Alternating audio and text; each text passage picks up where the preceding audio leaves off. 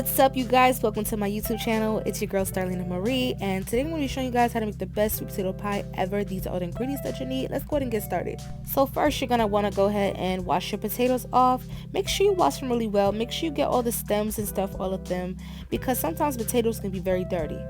Next, we're going to go ahead and get us a pot of water, and we want to add us 1 tablespoon of sugar to that water and stir it until it's fully dissolved.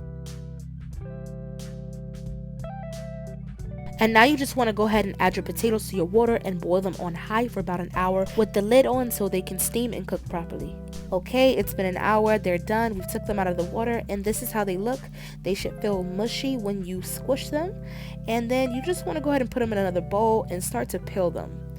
Okay, they may start peeling on their own, I'm not sure, but yeah, you just want to go ahead and pull them, and then you can actually pull some of that part that you overcooked off, because you don't want that part that's probably connected to the strands, so you want to go ahead and remove that as well. And now that you've got your potatoes fully peeled, all you want to do is go ahead and remove the strands. I'm going to show you guys how to remove the strands really quick and easy. You want to go ahead and get you a mixer, and you want to go ahead and remove all the strands that you can possible when you're peeling the skin off of them, like the little parts that looked overcooked. Those are mostly the ones that are connected to the strand. So what you want to go ahead and do is beat them with the mixer just like this, just like how you mixed up any other cake batter.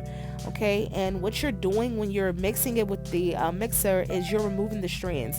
All of the strands are going to pretty much adapt to the mixing hands, and you're going to see exactly how it comes out. And then boom, you see how all the strands are sticking to the mixer. It's pretty awesome how it destrains the potatoes that quickly. It's honestly like the quickest, easiest way to destrain your potatoes within a matter of minutes.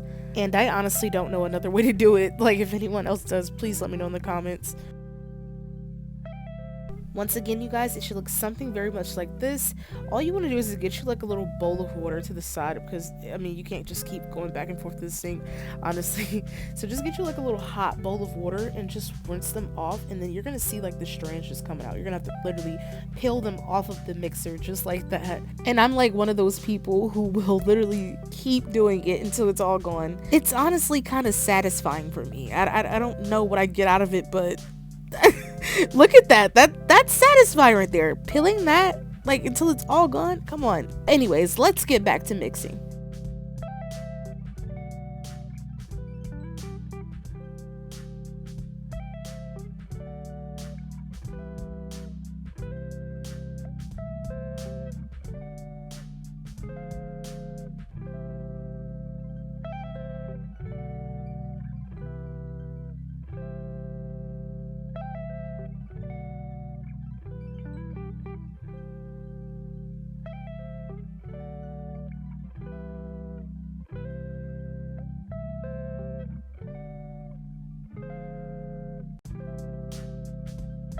And then you see right here how we have no strands left. Like literally it's nothing left. Like there's little to nothing. That's perfect. That means that you're pretty much done with your batter.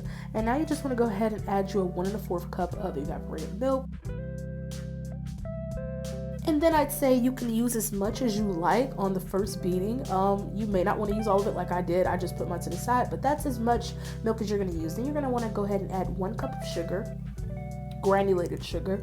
Then you want to go ahead and add you a 1/2 cup of brown sugar, or you can do 1 cup. It depends on how sweet you want the pie, but I wanted mine to be just right, because sometimes sweet potatoes don't really hold sugar well. They will not get sweet until you add like a lot of sugar. So this is me mixing it up. Just want to go ahead and add your sugar and your evaporated milk before you add anything else into the batter, because you want to loosen it up first with the milk and the sugar. And then right here I have about 2 tablespoons of cinnamon. You do not have to add that much cinnamon, it's optional. And I have about 2 tablespoons of nutmeg. I would suggest you not add as much nutmeg because it's really strong. You don't have to add that much cinnamon if you don't want to. Me personally, I like a lot of cinnamon, but everyone's taste buds is different. I like pies without that much cinnamon. It doesn't really matter to me, but I just added extra cinnamon in here. You don't have to do that. The proper amount of cinnamon to add into the pie would probably be 1 tablespoon and a half, which I added 3 tablespoons because I like extra cinnamon. The batter should start to look somewhat like this, and you can go ahead and add your 1 1/2 stick of butter, your 3 tablespoons of vanilla extract, and then you can add your lemon extract, add about 2 tablespoons of that as well if you want it to be very flavorful. And then you can add 3 to 4 eggs. You're gonna need that extra egg if you're trying to make more pies. I only added 3 and the recipe came out just fine. I didn't need the extra egg. The consistency looks great. It's very creamy. You don't want your batter to be really thick. If it's really, really thick, then that means that you're gonna have a really thick pie. It's optional. If you like thick pies, I would suggest you to keep your batter just like this. If you don't want your batter to be too thick and you want a smoother pie, I suggest you add just a little bit more of evaporated milk. Okay, so now we're finishing up and we're making sure our batter is blended very well. All we have to do now is just transition into the pie crust. I would suggest you get the Pillsbury pie crust. They're decent, they're not the best. If you find better pie shells, I suggest you get them. But I have the Pillsbury that I'm going to be working with today. And this is how they should look. You should go ahead and pour your batter into the middle of the pie, and you want to go ahead and spread it out and kind of put it around the sides of the pie. And then all you want to do to just spread your pie out perfectly is you just hold it up and you just shake it a little bit, and it's going to all even out.